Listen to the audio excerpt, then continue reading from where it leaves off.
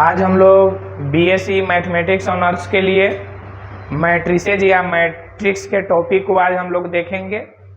ये जो BSc mathematics honours में जो मैट्रिक्स से जो टॉपिक पूछे जाते हैं वो आईएससी सेकेंड ईयर में आप लोग पढ़े होइएगा। उसी टॉपिक का मेन बेस लिया जाता है और उसी बेस के आधार पर आईएससी के मेन बेस के आधार पर बीएससी मैथमेटिक्स ऑनर्स का टॉपिक को सोल्व किया जाता है। तो चलिए हम लोग देखते हैं मैट्रिक्स का जो एक टॉपिक है सिमेट्रिक मैट्रिक्स। तो सिमेट्रिक मैट्रिक्स को हमको समझना है कि सिमेट्रिक मैट्रिक्स होता क्या है, यानी सममित आव्यूह के बारे में समझना है।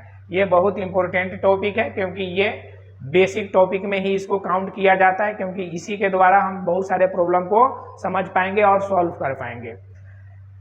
यहाँ है a square matrix a such that a बराबर ए का transpose is said to be a symmetric matrix.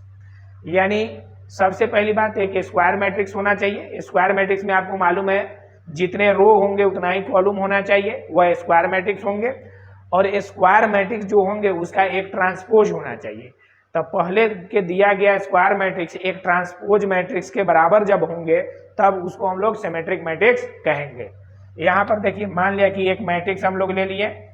इस मैट्रिक्स में इसको हम R1 बोलते हैं, इसको R2 बोलते हैं, इसको C1 बोलते हैं, इसको C2 बोलते हैं। तो देखिए दो गो रो और दो गो कॉलम है।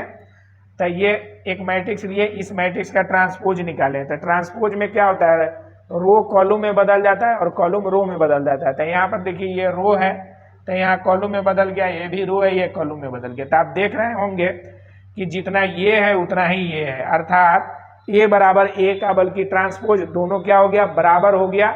इसलिए हम इसको कहेंगे कि कौन सा मैट्रिक है, सिमेट्रिक मैट्रिक्स है।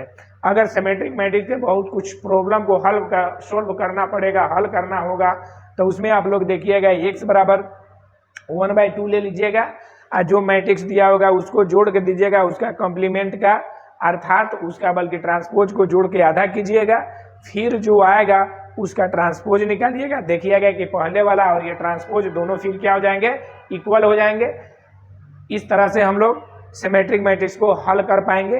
तो आप लोग हल करने के लिए, सिमेट्रिक मैट्रिक्स दिखाने के लिए, किसी मैट्रिक्स को दिखाने के लिए आप लोग इसी का यूज कीजिएगा। आसानी से आपको सिमेट्रिक मैट्रिक्स का सॉल्यूशन हो जाएगा।